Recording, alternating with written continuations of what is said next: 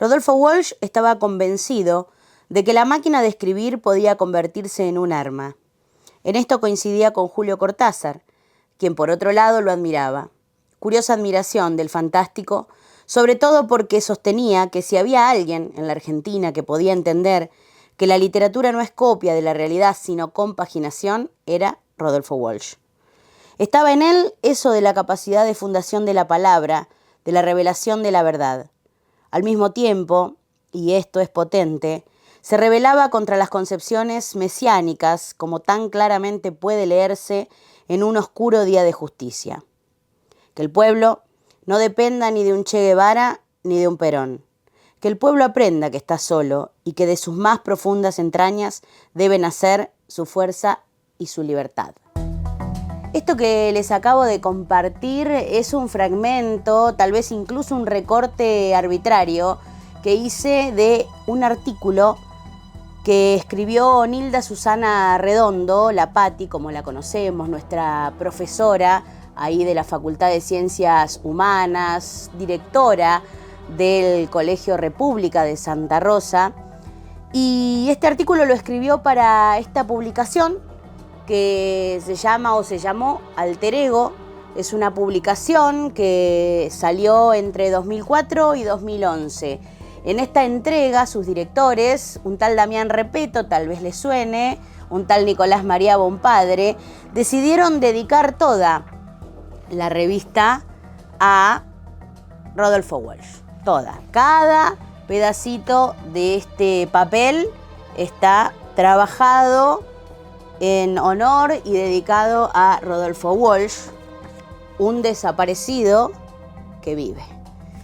Y la entrega de Alter Ego también regalaba a sus seguidores, a sus lectores, una carta abierta de Rodolfo Walsh a la Junta Militar también, con un trabajo maravilloso que hicieron de edición. No me quería olvidar que esto también es una ilustración original que lograron los directores y que, bueno, también es un laburo que hay que rescatar. Esta es la entrega número 25, se editó en septiembre de 2006. ¿Qué cosas les traigo, Cositas que no van a encontrar en ningún lado. ¿Por qué?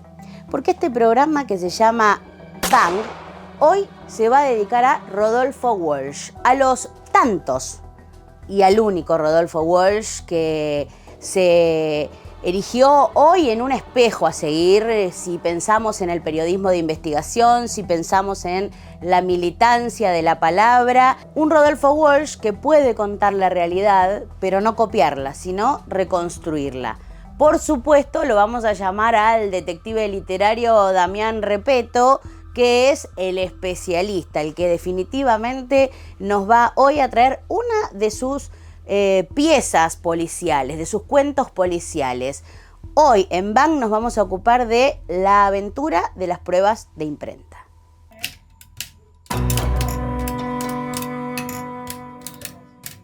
Ya está el detective Damián Repetto con nosotros en Bang. Damián Repetto, ¿cómo estás? Estoy muy bien. Bueno, habrás visto que compartí recién con nuestra audiencia un tramito del artículo de Pati Redondo que, bueno, cuenta el Walsh ya intelectual orgánico, el Walsh comprometido políticamente, el que utiliza la palabra como arma.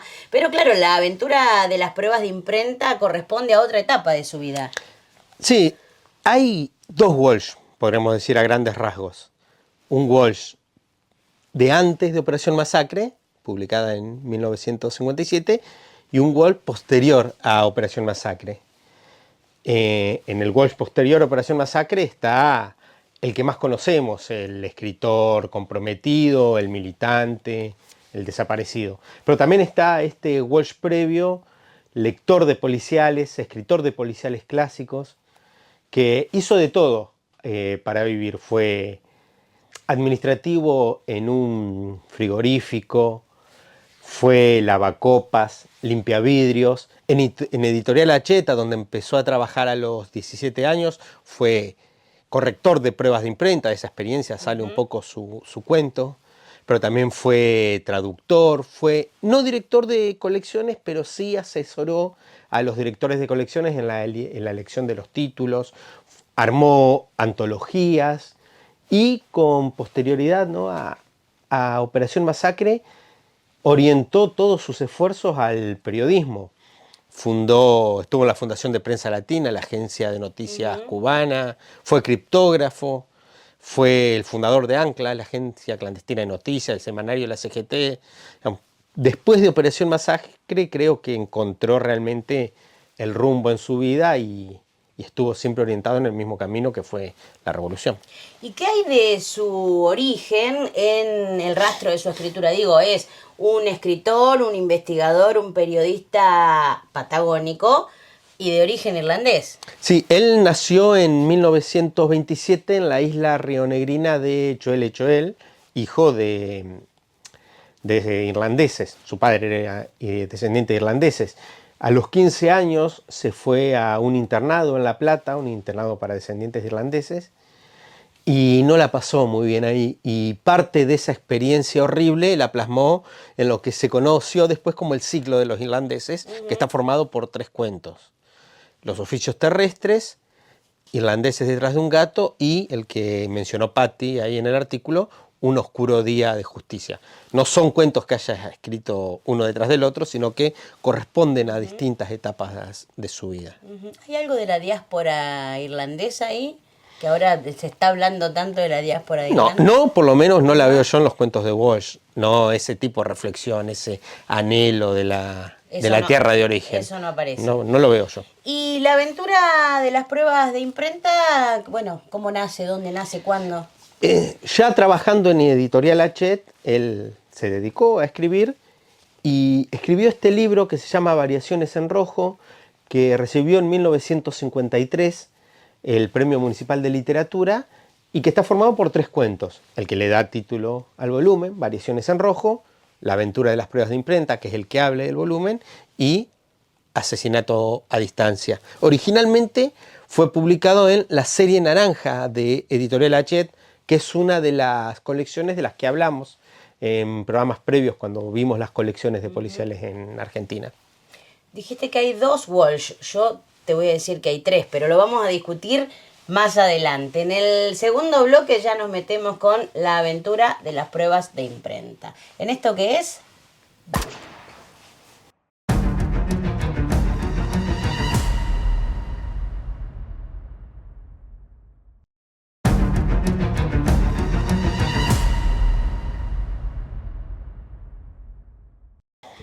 La aventura de las pruebas de imprenta comienza con Daniel Hernández dialogando en su oficina de Ediciones Corsario con Raimundo Morell.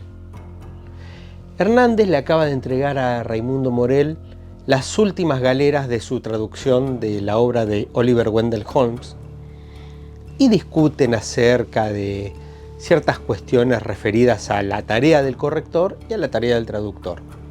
A las 7 de la tarde se despiden.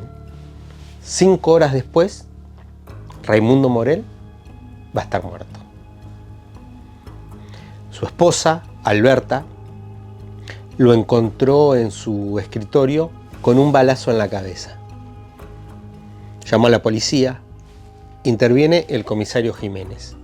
En el escritorio de Morell está obviamente un charco de sangre, un vaso de whisky, una botella de la que falta mucho líquido, un arma desarmada, todos los implementos de limpieza y una carpeta con las galeras. La mujer, Alberta, declaró que Raimundo Morell había llegado a su casa alrededor de las 7:30. Discutieron porque él no la quiso acompañar al cine y se puso a trabajar. Y ella, a eso de las 9, decidió ir sola, con una amiga. Como le dolía la cabeza, volvió antes de que terminara la función, alrededor de las 11:30 de la noche a su casa. Vio la puerta de la oficina, escritorio de Raimundo cerrada. No sintió ruido, pero era habitual que su marido trabajara hasta altas horas de la noche. Pero el silencio era muy grande, por lo que decidió entrar en la oficina y ahí encontró el cadáver. El comisario Jiménez le pide dos cosas. Por un lado, una muestra de la letra de Raimundo y por otro, que dé explicaciones sobre el origen del arma. ¿Qué es lo que explica Alberta?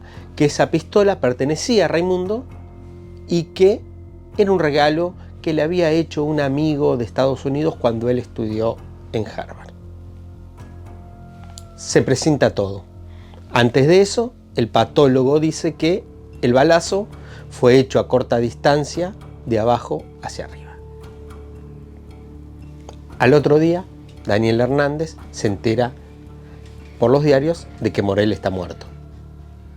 Lo llama al comisario Jiménez, que es su amigo, y el comisario le explica que maneja dos hipótesis, la del accidente o la del suicidio. Él se inclina mucho más por la del accidente. La letra en las pruebas de imprenta es temblorosa y el comisario deduce que eso se debe a la ingesta de alcohol. Morel, según había declarado su esposa Alberta, no era un hombre muy habituado a tomar alcohol. En ese estado, medio borracho, se puso a desarmar el arma, no se dio cuenta de que una bala había quedado trabada en la recámara y el resto es historia. Se disparó accidentalmente y el arma quedó aprisionada bajo el brazo de Morel. A diferencia de lo que sucede en los suicidios, donde el rictus cadavérico, dice Jiménez, hace que el cadáver apriete el arma con fuerza. Demasiado razonable para ser cierto, dice Daniel Hernández. El comisario le devuelve las pruebas de imprenta y él se pone a estudiarlas y descubre algo. Descubre que en algunas galeras la letra era temblorosa, como la del borracho, pero en otras era firme, concreta. Y deduce, como no existen las borracheras intermitentes, que el movimiento, la variación en las letras, no se debía al alcohol, sino a algún movimiento mucho más brusco. Piensa, repiensa y se da cuenta de que se debe al movimiento del tren. Con un compañero de trabajo hace unos cálculos y llega a la conclusión de que a Raimundo Morel le tomaba 6 minutos corregir cada galera. Con esos datos y el cálculo que hace en la guía de ferrocarriles, descubre cuál fue el viaje que hizo Morel. Al otro día, el comisario Jiménez cita a todos los implicados en el caso en su oficina. Está Alberta, su esposa, junto con Agustín Morel, el hermano de Raimundo, y Anselmo Benavides, un amigo de la familia. También está Alvarado, un detective de la agencia de seguros. ¿Por qué agencia de seguros? Porque poco antes de morir, Raimundo Morel había sacado un seguro de vida por 300.000 pesos y la única heredera era Alberta y Daniel Hernández como invitado. El comisario ya había expuesto y repite su hipótesis del accidente. Alvarado coincide en gran parte con lo que dice el comisario Jiménez, pero para él no se trata de un accidente, sino de un suicidio. Es decir, se trata de un accidente fraguado. Raimundo Morel había querido ampliar su póliza de seguro, pero descubrió que tenía un problema cardíaco grave. No se dice en el cuento si era una enfermedad terminal, pero el caso es que quería dejarle algún tipo de seguridad económica a su esposa. Pero ahí es cuando interviene Daniel Hernández y dice: Raimundo Morel fue asesinado, y explica. Hay galeras que están con la letra temblorosa y galeras que están con la letra firme. La diferencia entre una y otra se debe al movimiento del tren. Cuando el tren se mueve, la letra es temblorosa. Cuando el tren está quieto en las estaciones, la letra está firme. El cálculo que hace Daniel es que Raimundo Morel fue desde la estación Constitución a La Plata, ida y vuelta. Con esa información, lo que hace Daniel Hernández es develar el nombre del asesino. Pero esa tarea no me corresponde a mí, sino que le queda a ustedes buscar el libro y leer la aventura de las pruebas de imprenta, pero guiados por este principio que señala Daniel Hernández. Cuando una explicación aparece como demasiado razonable, es casi seguro que se trata de una mentira.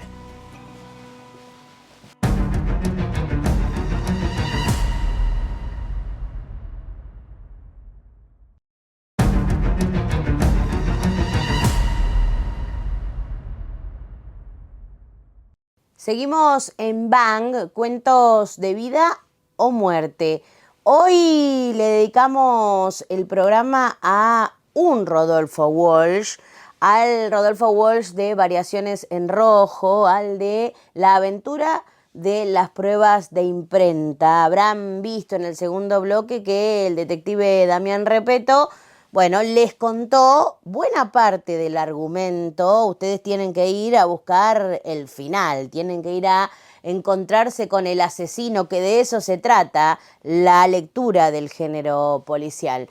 Damián, hablemos un poco de la estructura de este cuento, de este relato, que es por momentos geométrica. La estructura del cuento sigue la lógica clásica que vimos cuando analizamos las tipologías del género policial.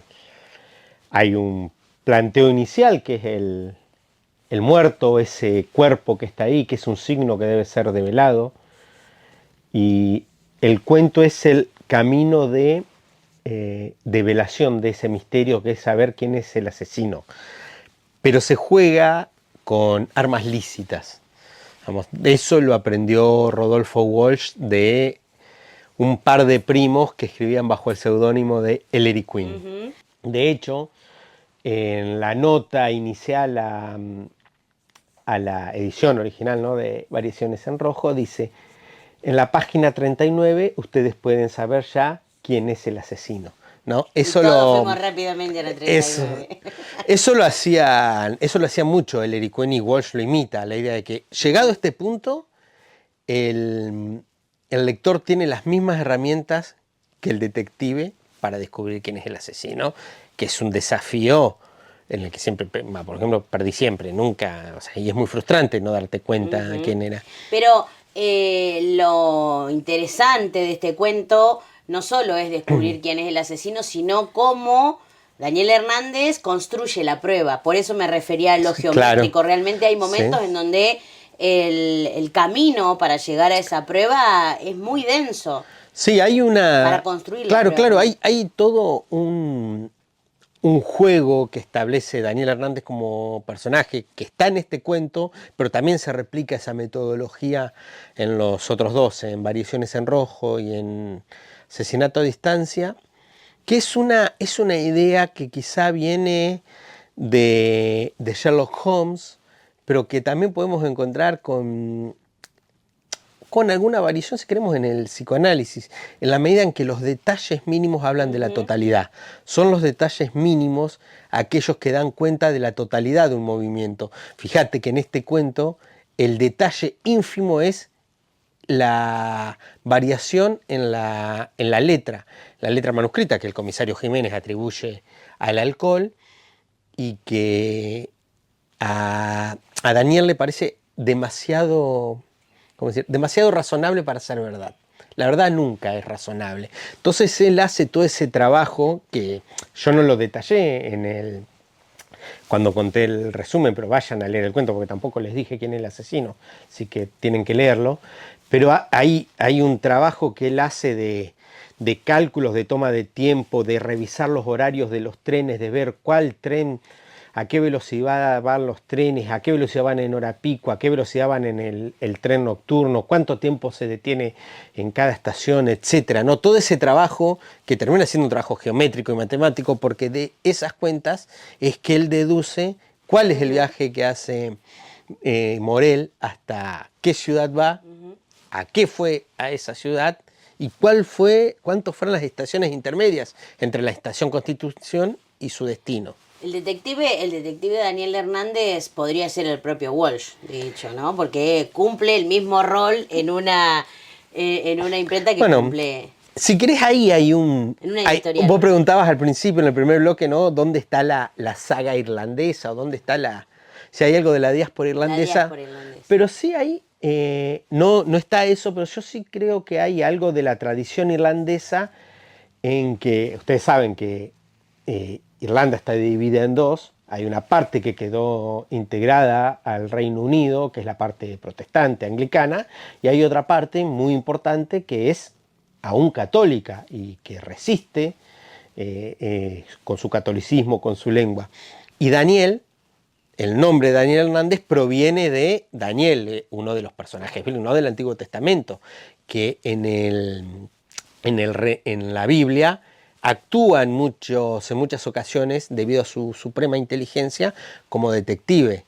De hecho, en un artículo que escribe Walsh sobre la novela policial, él retrotrae hasta la Biblia los orígenes del género, especialmente por los relatos bíblicos que se cuentan de Daniel Hernández, pero al mismo tiempo también, yo no sé si es un alter ego. No tenía Hernández, no tenía. La Biblia no era Hernández. Bueno, pero era una Biblia criolla. Y bueno, los paisanos le decían Hernández cuando eran, no sabés, Jorodowski.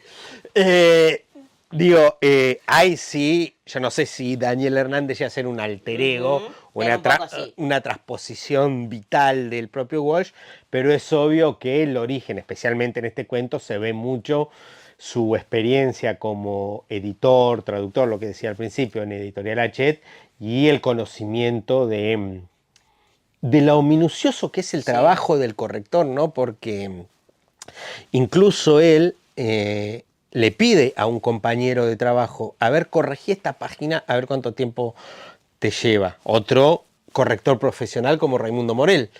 Y en ese trabajo de corrección, el tiempo que le toma a este compañero, calcula que ese es el tiempo que más o menos le podría tomar a Raimundo Morel, y él hace ese cruce entre la variable X, que sería el tiempo de corrección de la prueba de imprenta, y la variable Y, que es el tiempo que tarda el tren en desplazarse en estación, y le da esa curva, el punto donde se encuentran es el nombre del asesino. Invita a la audiencia a leer alguno de los cuentos en los que aparezca Laurencio.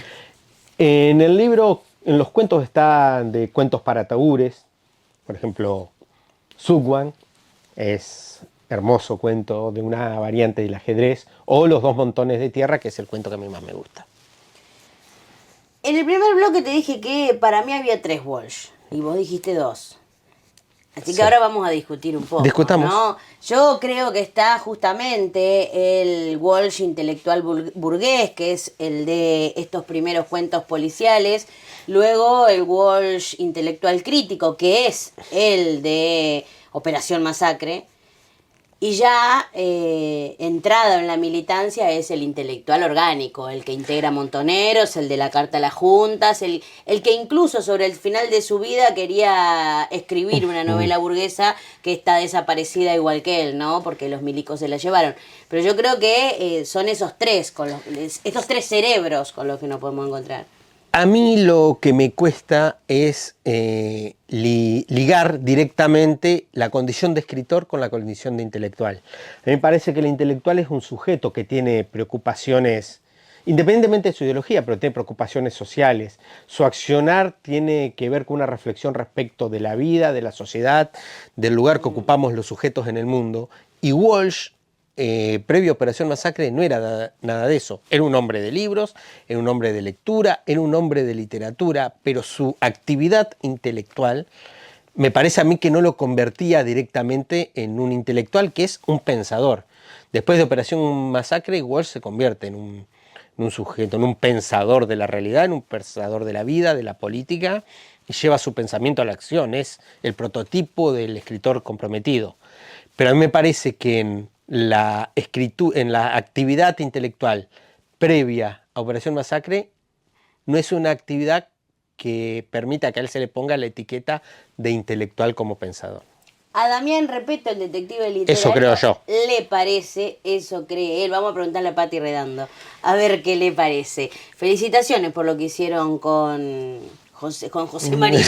José María, bueno, ese es otro. Hoy vamos a decir todos los nombres para el miércoles, ¿no? Habrá algún López, algún Martínez que aparezca. No, Nicolás María Bonpadre, el codirector de Alter Ego. Esto que de verdad que vale la pena buscarlo. Si alguno lo tiene, revise su baúl y vuelva a leerlo. ¿Y puedo pasar el chivo? Y pasa el chivo. Bueno, si no pueden conseguir Alter Ego, que se venderá como incunable en las páginas web, pueden buscar, que debe ser muy barato, el libro Otros Egos, que es la antología de los artículos críticos. Lo pedís, lo tenés. Acá lo Ese tengo mismo. yo. Que lo editó La Pampa Edita. ¿Se acuerdan que hablamos de esta editorial también acá en Bank? Con una hermosa foto de Alejandro Urioste en la tapa. Hermosa foto del Vasco Urioste. Bien pampeano el programa de hoy. Sí. Amén de que nos ocupamos del, a mi juicio, el mayor intelectual del periodismo del siglo XX. Hasta el próximo capítulo. Nada puede salir mal si todo empieza en un camino.